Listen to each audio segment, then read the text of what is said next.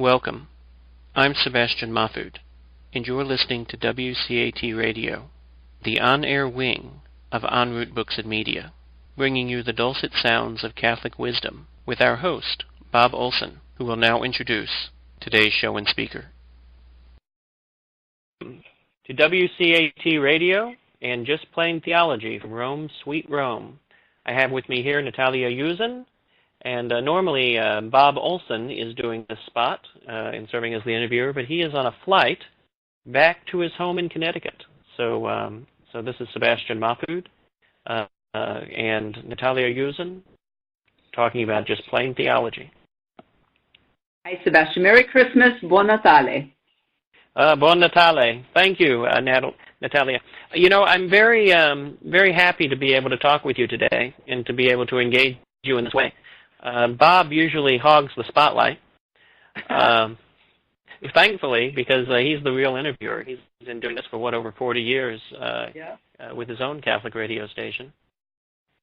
So thank you for your willingness to talk with me today and for us to engage in a hopefully an engaging conversation. Yes, my pleasure. This will be fun, and this is my actually my first Christmas in Rome. I was here last year, but I was visiting friends in Munich for Rome. So this year I'm actually staying in Italy. Let's say friends from Rome. They're in Munich. Yeah, so I was there for that. So that was wonderful and it was beautiful, but it wasn't being here. So it's a whole different flavor here than it is in Germany or in Austria or what have you. Let's start there. What's Christmas like in Rome? Well, you'd think, it being the home of the Pope, that you would it would be just the preparations during Advent would just manifest all the expectation anyone could possibly have for the coming of the child Jesus, right? You would have all sorts of things going on. And it really, compared to north of the Alps, they say here, there's just not much happening. I mean, you have a few markets, you have some lights. After the Immaculate Conception, that's when they officially start decorating, but it's nothing like the Christmas markets you find other places. So for someone who's expecting even more at the center of Catholicism than you would find in other, ostensibly Catholic countries, you'd be very disappointed in some ways. But that's okay. So you have some lights up. There are some Christmas markets. They do, however, extend it through Epiphany. And that whatever markets are around or whatever lights are up and that sort of thing that just, gives you the tangible about it being a festive season. It'll be around until, the 6th, well, probably until the 8th, that Sunday, and then everything will come down. They do have one interesting thing that I don't know that they have up north. So for Epiphany, they have this character that comes around. Now, you see versions of her hung in different places, and you'd swear it was a leftover Halloween decoration from the United States, because basically it's a witch. So she's this old lady with a big, long, crooked nose and a big wart and a pointy hat. She rides a broom, and she wears glasses sometimes. So her name is La Befania. So La Befania goes around on Epiphany. And the story, the legend has it that when the three wise men were looking for the baby Jesus, they stopped at her place and knocked on the door and asked her if she knew where he was and if she would go with them and show them the way. And she said she had too much housework and she couldn't do it. And she didn't know where he was anyway. So they left. And then she repented. She felt bad. So she went looking for them, but she couldn't find them. So to this day, she flies around the world looking for the baby Jesus. And just in case any little child is the baby Jesus, she leaves the good ones some candy. So she's an Easter Bunny character. That sort of thing, I guess. Yeah, I mean, but it's funny that to look at her, you would think it was because she's a witch. I mean, she looks just like the kind of witch you would see, here. Now, apparently, some of this tradition goes back to pagan times when the Romans would go to the Temple of Juno and have people divine various. Let's say they had not so much foretell the future, but rather see whether the gods looked favorably upon any military expedition planning to go out or any other endeavor that was happening. And those augurs, those diviners, soothsayers, it was usually an older woman who did this. So supposedly that sort of got absorbed somehow in the 12th, 13th century into this La Befania character. That transition I haven't found a lot of information about, but that's apparently what it goes. Because one of the things that they do say during Christmas season is not only Buon Natale, Buone Feste, happy season's greetings or Merry Christmas, but also auguri. Tanti auguri, auguri. But that word comes from the Latin for, the augur, the one who was a soothsayer, who would tell you whether or not the gods looked favorably upon something. So that's where it comes from. So it's interesting, but... oh, my. That sounds a little bit like the cult of Mithra, which was a popular cult that competed for some time with Christianity, in the sense that there was somebody who had come to be a savior, but he was a very military kind of cultish figure. Mm-hmm. So, but this would be this auguri, the soothsayer, would be divining the future. So it would be interesting that it would come right at the beginning of a new year. And, where the rest of us here in the modern world would be making New Year's resolutions on things we're going to do, those soothsayers would be predicting things that would happen. Yeah, this one, as I was reading, though, according to what they were saying, it wasn't as much predicting the future, rather not saying whether or not the gods were looking down favorably upon them. Now, effectively, it may be the same thing. If they look favorably upon you, then the future for this thing would be good. But if that subtle distinction was what a couple of sources sort of made. I was just looking this up quickly, so I don't know. So sure. I guess it wasn't a sense of trying to manipulate these deities. It was more like just, kind of hoping that they would just look favorably upon you. So it's probably more of a bowing and scraping attitude to them rather than just offering them the right thing for them to get them to do what you want them to do. Oh, right, sure. Yes, not a contractual sort of arrangement, but a sort of, I'm thinking of starting a new business this coming year, and but if the gods aren't going to look favorably upon me, maybe I'll hold off, or right. Or whatnot. Right. So I guess this is where La Befania comes along. So if you go to certain little stalls that are set up and they're selling Christmas things, they'll have these little witches on brooms. They're about, a few inches high, maybe a foot, and some smaller, and they hang in people's homes and everything. So she's actually a very pleasant figure because she leaves candy for the good kids, and everybody likes her in La Befania. And you leave her something the night before. So on January 5th, like you would leave, let's say, cookies and milk for Santa Claus, back home, you would leave something for this La Befania. However, because you are in Italy, it isn't milk and cookies. What do you think they might leave her? Probably wine. A glass of red wine, exactly. She likes it, yeah. Oh, sure. Well, it gives her the good tannins, that'll keep her going for the... Going right, yeah. For the...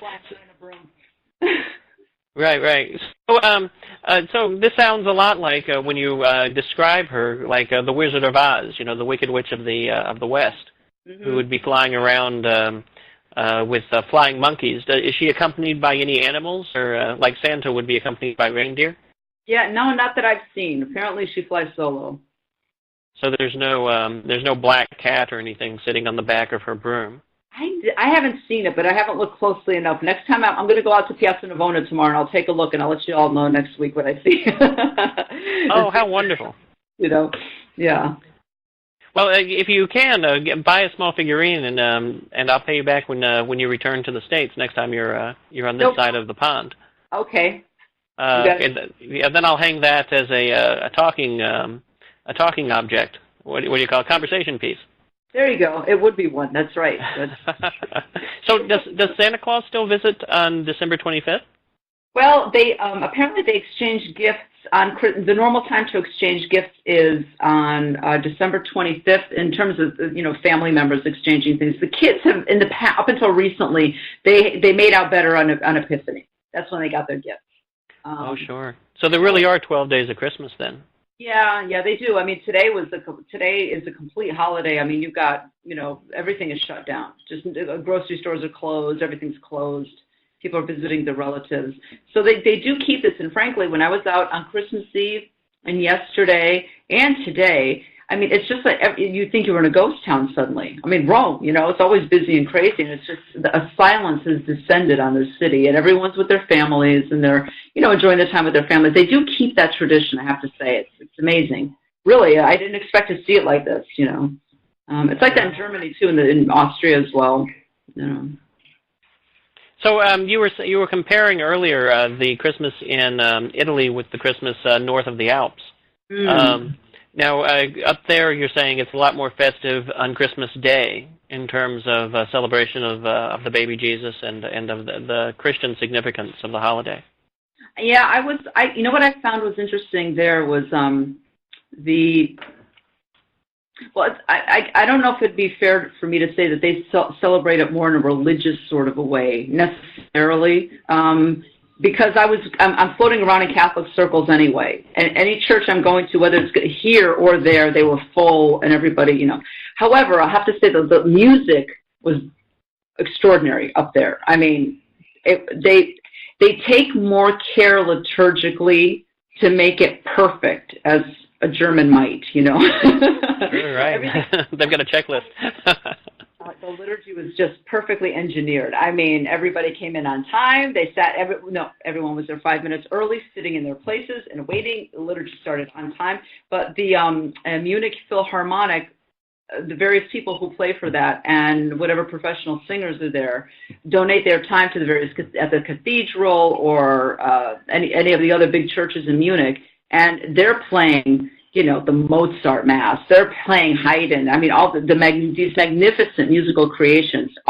Whatever human potential was there creatively, musically, explodes out of the choir loft that day, actualized, as actualized as it can possibly be. It's just beautiful, absolutely fantastic.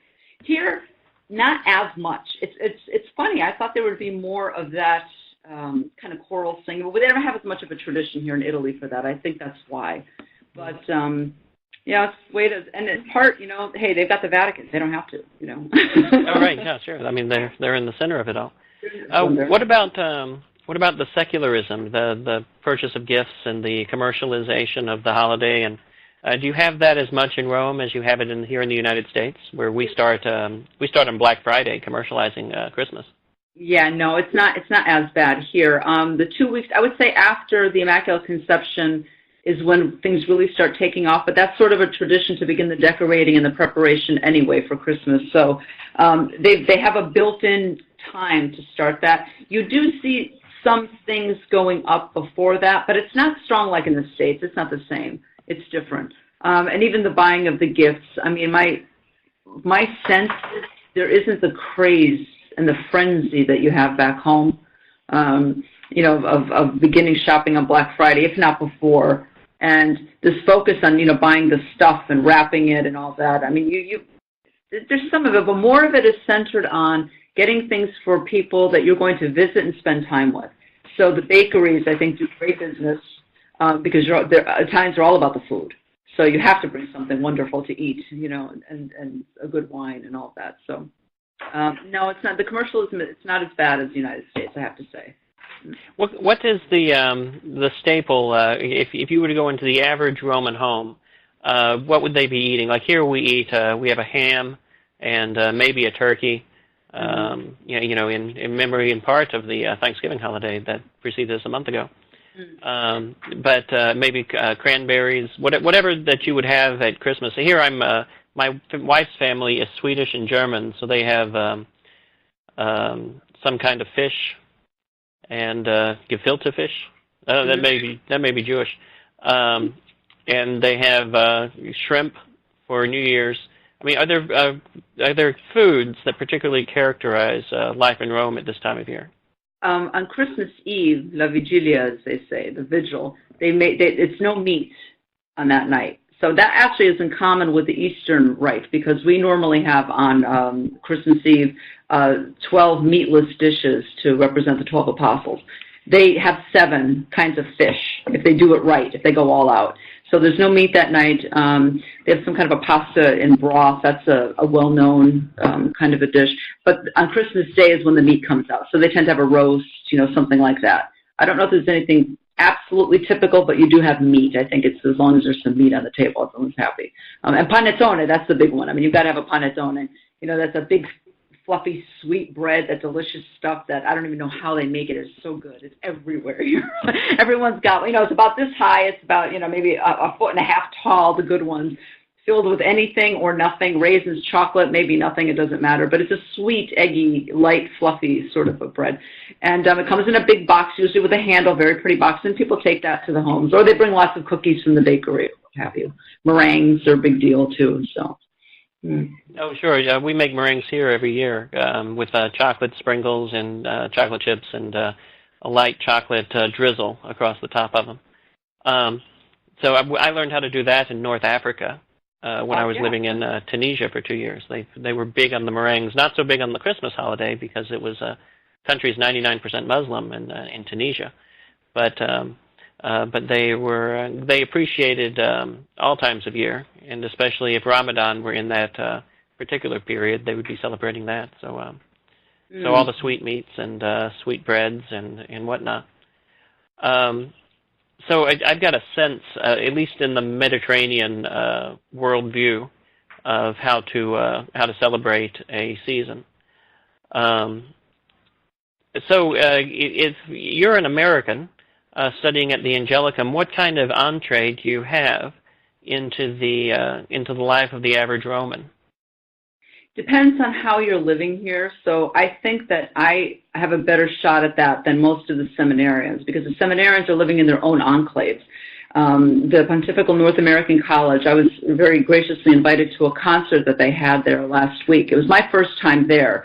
And the place is just, they call it the American Fortress. I mean, it's just, it's huge. And, you know, there's this gate, it's in between a hospital and another Pontifical University. And so there's this sort of gate, and if it's dark and you don't look past the gate, you don't know that necessarily, you know, there's this enormous complex behind this. But then you go in and suddenly you look up and you just keep looking up because it's just, these buildings are enormous. It was built in the 50s, so it has a bit of that, you know, sort of communist fortress block sort of look to it. You know what I mean by that? The cathedral in Hartford has that look. If you've been there in Hartford, Connecticut, it has that kind of look.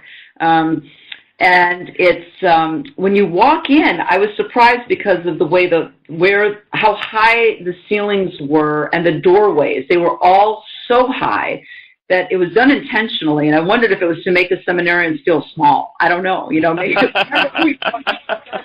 dust you shall return. No, I mean, it was just, you know, you're just starting out in this big field. You know, what you're called to is greater than what you are. Okay, fine, great, I get it. But it's a beautiful building. It was very nice. But they have their own library. It's a complex, and they live there. They have their community life as a seminary.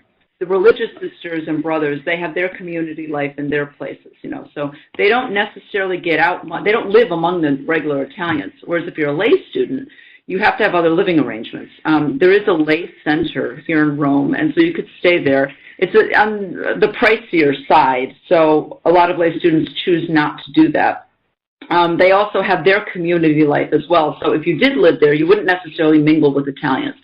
But I'm in a neighborhood where they have a lot of families. There's a school down the road, a neighborhood parish, and everyone in this building, they're Pontifical University students, but the landlady and her husband's a doctor, he has an office here, her daughter runs things, you know, and you mingle with the Italians. You go to the grocery store here, they're Italian. I'm not in an American ghetto.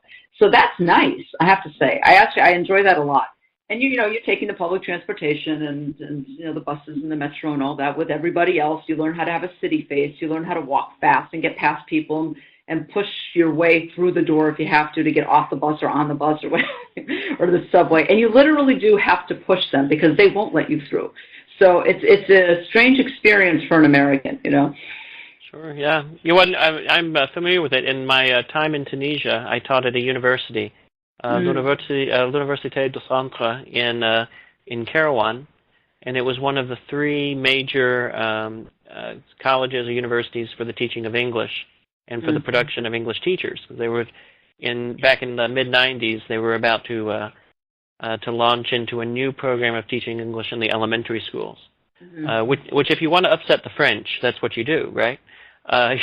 You alongside the French language, you're going to teach the English language because the French language just doesn't do it for us anymore as an exclusive foreign language. So So the English teachers, the future English teachers who went through that place, all lived in their own little enclave, but they were all Tunisian, and they could go back home during the holidays to their villages in the hinterlands, and we Americans lived in the city among the people. There was no American enclave or miniature America out there in the center of the country. So in my mind, that's the kind of life you're living. You're living in some kind of apartment among real Italians. People who get up and go to work every day, and who go to the cafes in the afternoons or evenings. And that's exactly it. You see the same people waiting for the bus in the morning. The kids going to school. This guy going to work. The stop he gets off. It's the regulars. If you take the same bus every day, you all see each other. And so it's really it's nice. I like that. And I do prefer that. There are expat communities here. Some of them tend to be far from Rome, and this way, what's great is that you can learn Italian a little bit more also, which is good. If you're living amongst the English-speaking people, then only exclusively, you're not going to get your Italian any better. It helps to take classes in Italian, certainly, but you don't always get to practice it if you're just taking a class. So at least if you're out with people and you're doing the grocery shopping, you have to ask for things, buy things. Having a little bit of the language is a big help. And just doing the daily things and learning how they ask for things isn't necessarily the same phrase you'll learn in a book. So you really do learn how to just speak like the locals do. So it's actually nice. People end up asking you for directions, and you can tell them. Suddenly you think, oh, I really am living here. Yes, I know I can tell you exactly how to get to the Pantheon. Yes. It's fun. And I'm convinced that that's why expats in general, from wherever, like to complain about where they live, no matter how good it is. Because if you're complaining, the locals are complaining anyway. So if you're complaining, you already feel like you live there. Somehow it's a balm. It soothes you, makes you feel like you're not as far away from home. You're somehow making this home because you're close enough to it to complain about it, just like the Italians do. You live among the people, and you see the same people at the bus and see the same people at the cafes and so on and so forth. So you're in a real area that's lived in, and where people live and work, and they go about their business. They grow their families and whatnot. But you're in a subculture as well, in the sense that you're also a student. And I imagine that there are Italians there who go to the local universities and the local colleges and hang out where students normally hang out, the local cafes or coffee houses or whatnot.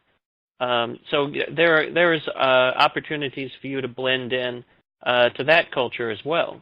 What's your experience with that, with non-American students, Italian students doing normal Italian things from a student way of living?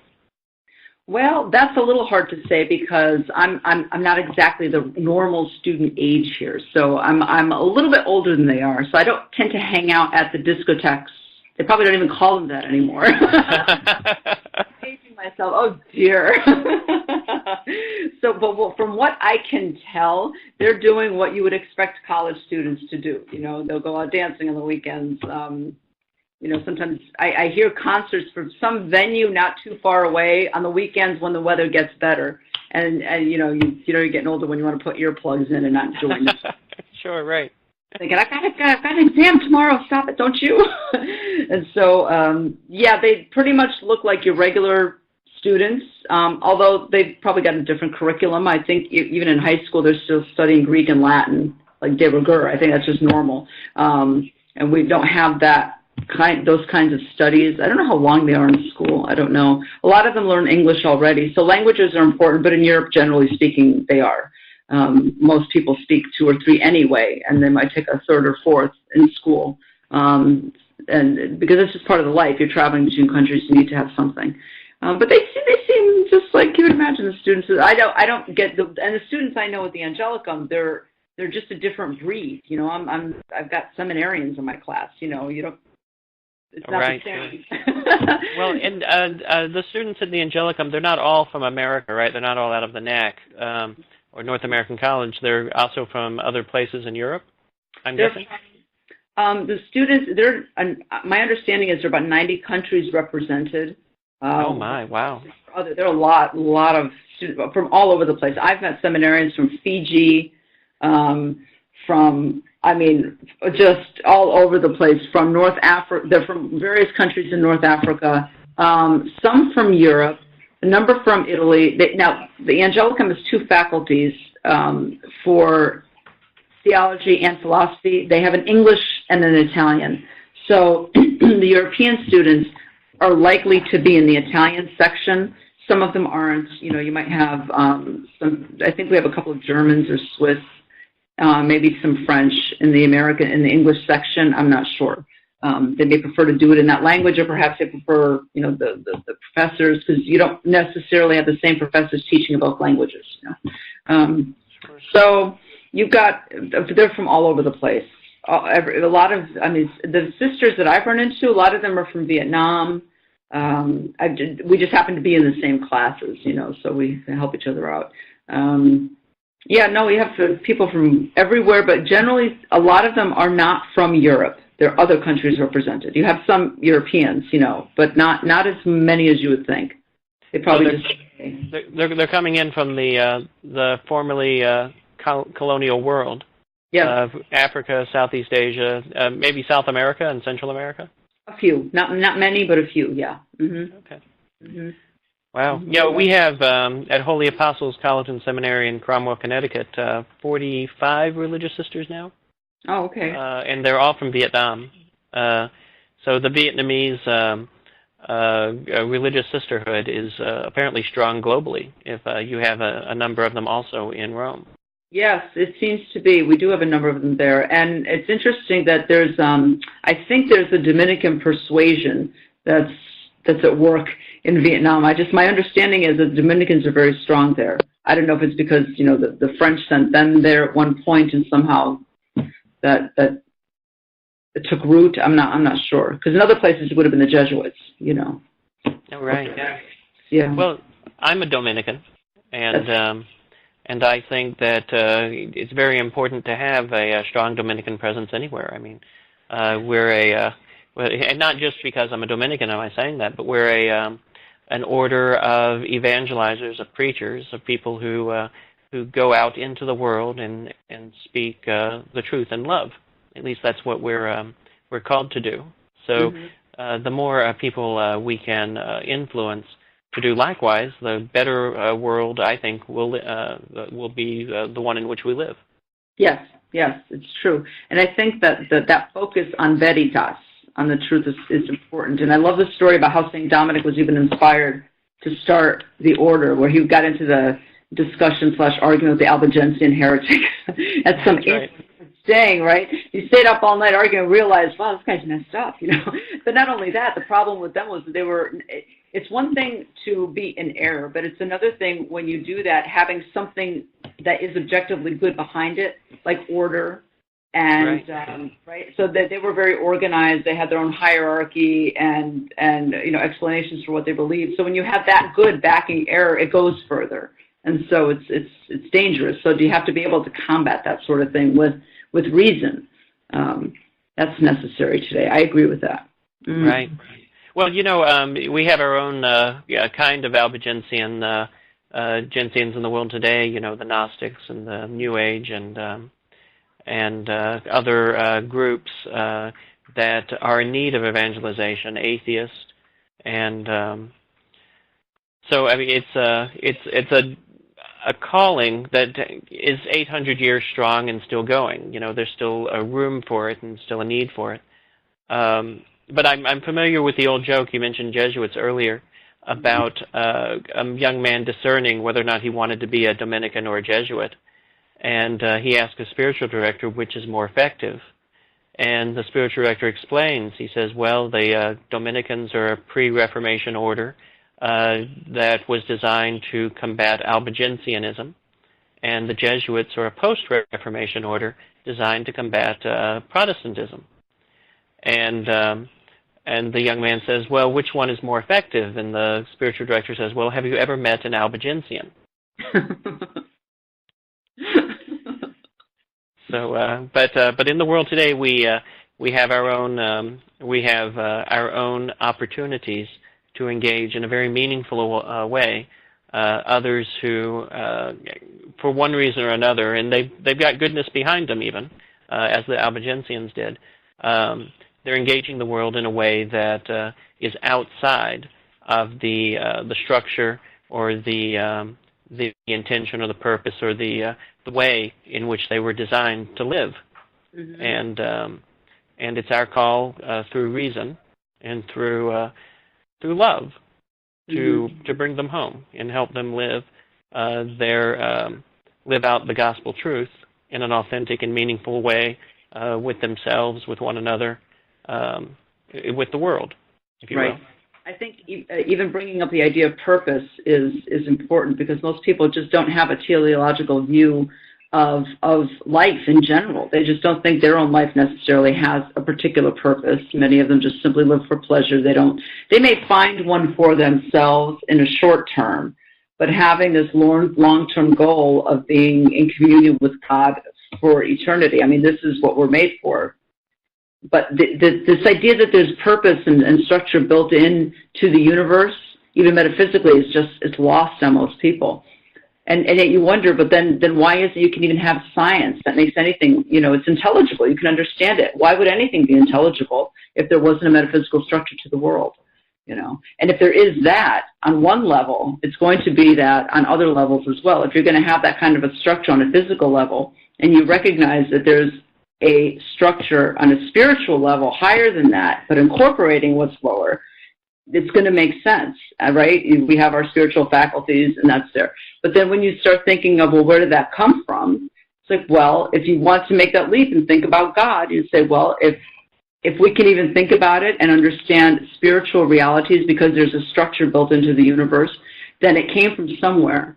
And if he's communicating with us, it's because there's something that's intelligible there. It's not. There are those who would like to say God is so transcendent we can't understand anything about him.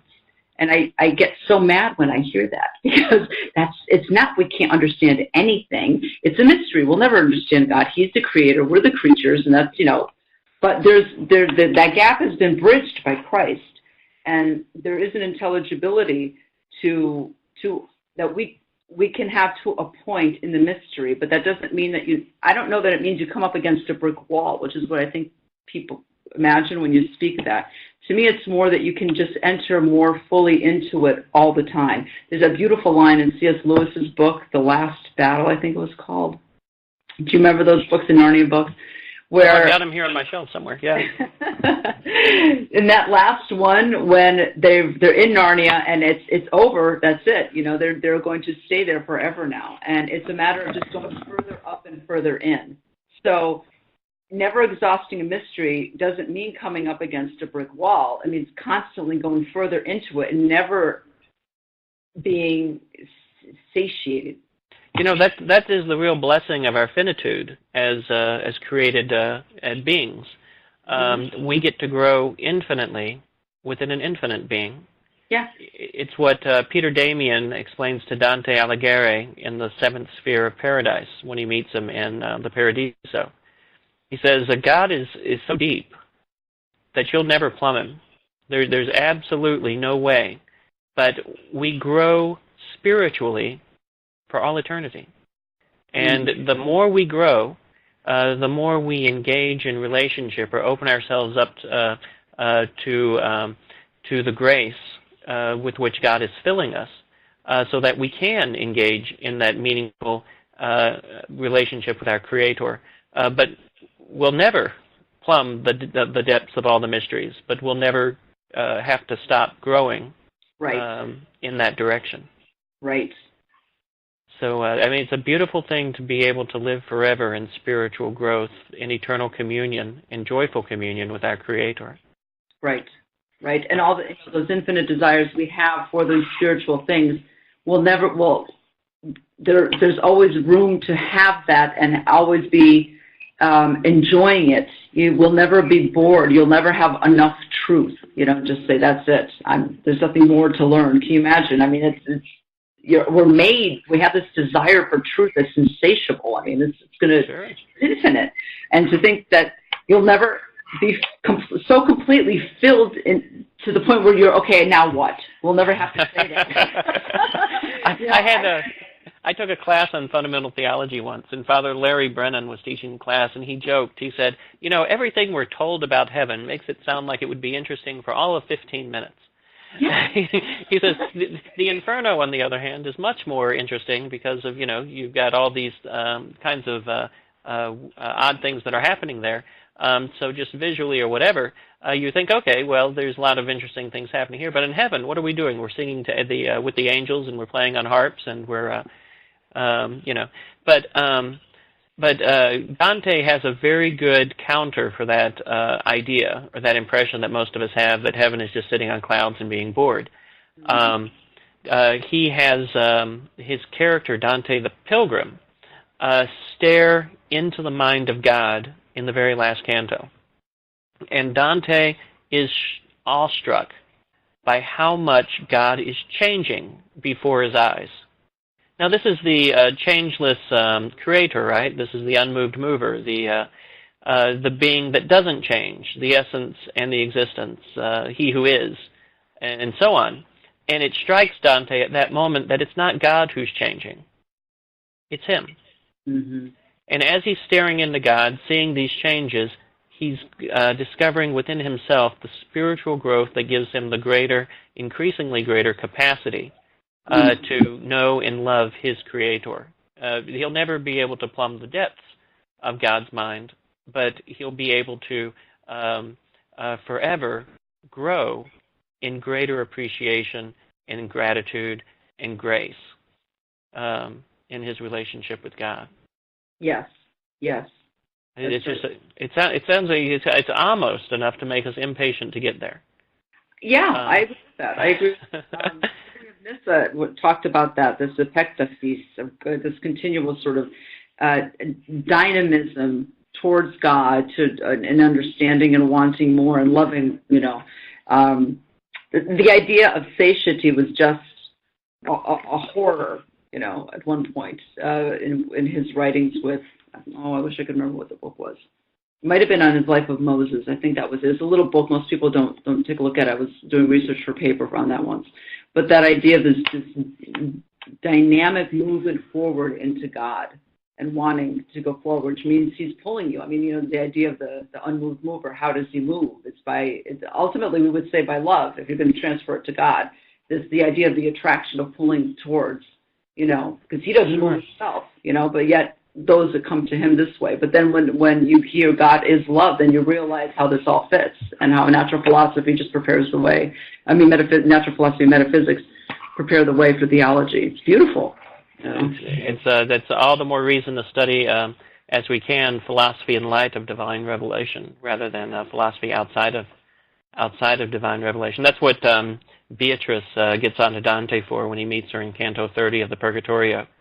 Mm-hmm. She just scolds him for showing up in that dark wood of error. And it's then that we realize what the dark wood is. It's Dante's pursuit of pagan philosophy outside of the light of divine revelation. Right. So there was no conjoining of faith and reason, no synthesis of faith and reason in the pursuits, the studies that Dante was doing. And he suddenly realizes, hey, this is the way to live is to understand that my rational intellect is the thing that enables me to enter into joyful communion with God. It's the specific difference between me and man and animals. And there is a way to abuse that reason, to turn ourselves into something in which we are no greater than our own life projects, which is what much of modernity does. I mean, to get the average person on the street, his greatest good is his own life project. Mm-hmm. And if you can imagine something greater than your own life project, well, then you're on your way. Right. But when your own life project fails, are you a failure? Well, if that's all there is, then, in your mind, sure.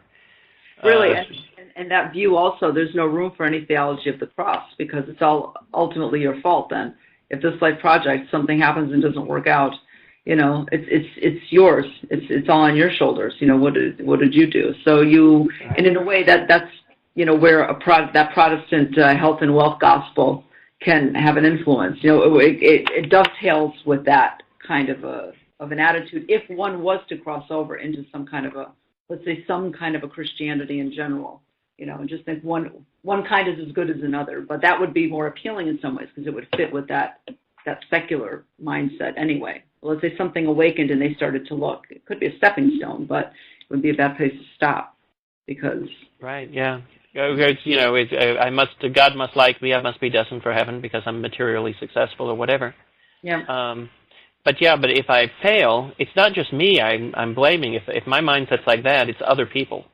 Mm-hmm. And so it's not my fault had Joe or whomever just done such and such like he said he would. Then I would be more secure right now. And then we start engaging in weird kinds of acts where pride converts to envy. Why did this guy do so well and I didn't? Mm-hmm. And envy converts very easily to wrath. And then we're on that slippery slope down into the basement of Dante's hell, right, where you end up with, in the eighth circle, all these crimes against reason. Not necessarily against reason, but where one intentionally abuses reason in such a way as to close himself off for all eternity from any kind of spiritual growth and to box himself into one particular character flaw or one particular trait that he owns as this is how I want to spend my eternity is holding on to this. Mm-hmm. And you end up with Graham Greene, whom I heard had the opportunity to meet Padre Pio one day, and he was traveling through Europe with his mistress, and then ducked out at the last moment. And when asked why, he said, because I believe that man could change me, and I like myself just the way I am. Yeah, that's a temptation because it'll cost you to have to face that truth.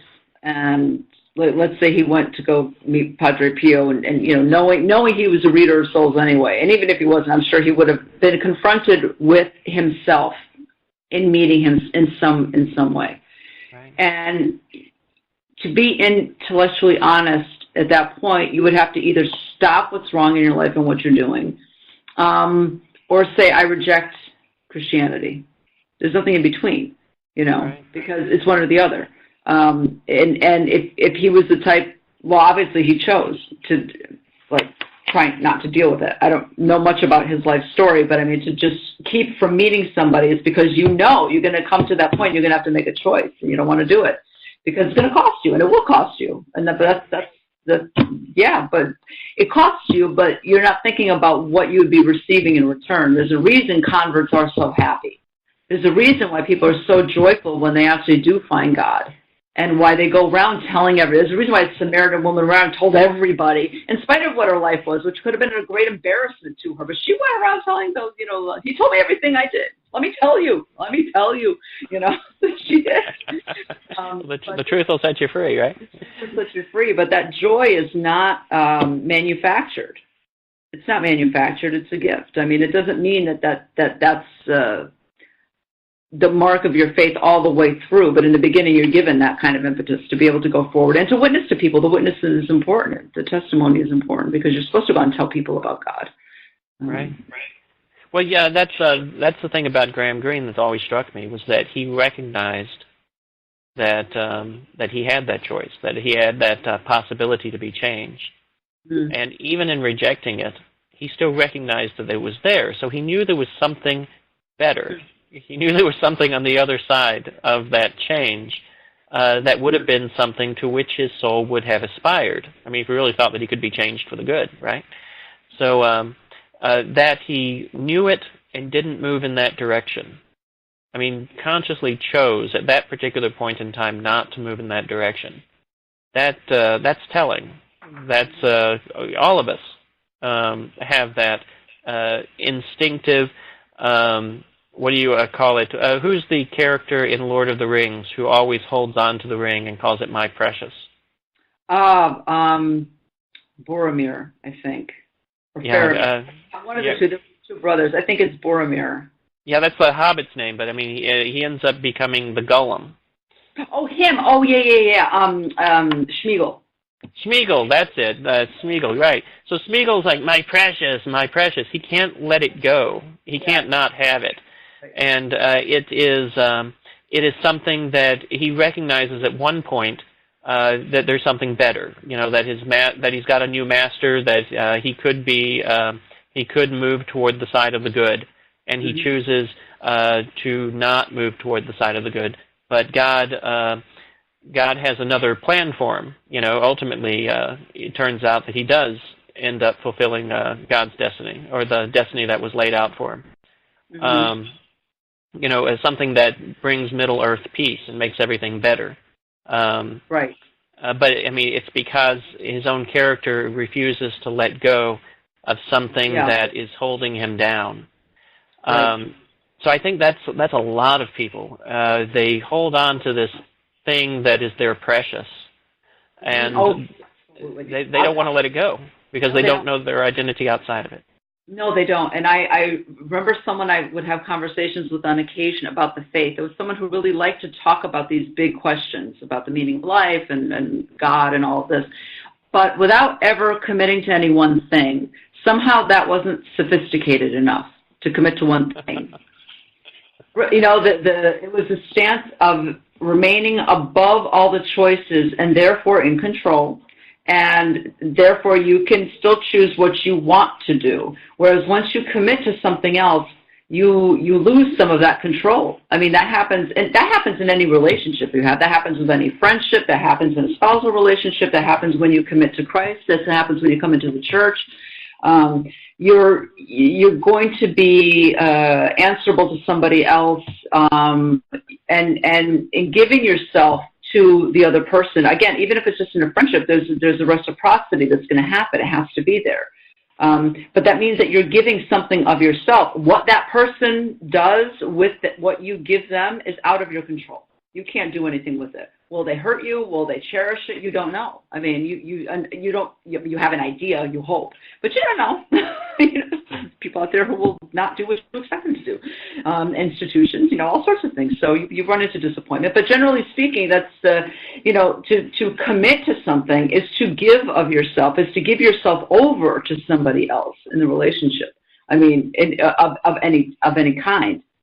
You lose control. So if you're in that position where you're not going to commit to, let's say, this person I'm thinking of, who really sees the truth of the Catholic Church, won't commit to really living it out, because then maybe their time isn't going to be so much their own. Maybe something in their moral life is going to have to be let go of, and they don't want to. Maybe they will have to see that they don't know everything. And suddenly, what the pride that someone took in their intellectual endeavors now suddenly has to be laid at the foot of the altar. They got to let it go. Suddenly, this whole world, you don't know everything about it, and it would be admitting that maybe you didn't know what was in the church, these truths that are there. You're going to have to learn things, and at this point, maybe you don't want to admit you don't know something. Right. There are going to be others you will have to go to who will have to maybe lead you. You will have to go to confession. You'll have to lay your soul bare before somebody ultimately, and that kind of humility is not easy it's not easy for anybody. I think it gets easier though. That's the thing people don't realize, that in the moral life, your passions get transformed. It does get easier, and you continually act as you would want to. Those continued acts, repeated acts, will end up becoming a habit. But not only will it become a habit, it will transform your soul so that your desire for things will change. You're speaking like a true Dominican. Am I? That's great. Hey. The Angelicum's wearing off on you. No, this is good. Well, I mean, it makes sense, too, because, the vices war against one another, but the virtues harmonize. Right. So the more we engage in habits, virtuous habits and virtuous acts, the more we cultivate virtuous habits, the more those virtues help one another succeed. Mm-hmm. And that's, so earlier we talked about heaven being so great that it almost makes you impatient to get there, except that we can start now in our spiritual growth. We don't have to wait until heaven. Right.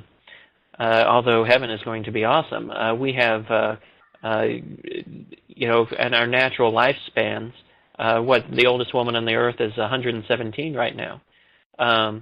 We've got time ahead of us to grow spiritually. I mean, sure, we may be cut down tomorrow by a minibus turning the corner too sharply. Mm-hmm.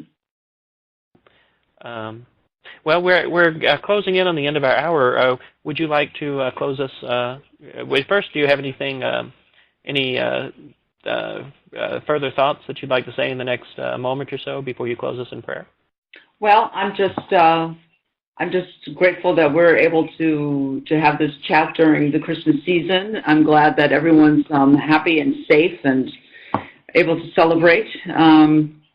We're all well. You're with your family. That's fantastic. I'm glad to see a face from the United States, have some contact with the States. This is great. So I'm grateful for that. Yeah. Well, very good. Well, let's take that gratitude to the Lord in prayer. If you would give us a brief closing. Okay. In the name of the Father, and of the Son, and of the Holy Spirit. Lord Jesus, we thank you for this time together. We thank you for coming to us, taking on our nature for all eternity, so that you really did pitch your tent among us and take up your abode with us. You were here with us, and you stayed, and you allowed yourself to be vulnerable enough to go into the hands of those who might betray you. And for trusting man with this so much, we thank you. We thank you for your love. And we thank you for this wonderful season. And may you grow the charity in us so that we may spend all eternity with you, adoring you, Father, Son, and Holy Spirit. Amen. Amen. Well, thank you very much, Natalia. We'll see you again next week with Bob Olson and Just Plain Theology from Rome, Sweet Rome. Thank you, Sebastian. God bless you. God bless you. We hope you enjoyed the program and will join us back for another show on WCAT Radio. This is Sebastian Mahfood. Good day.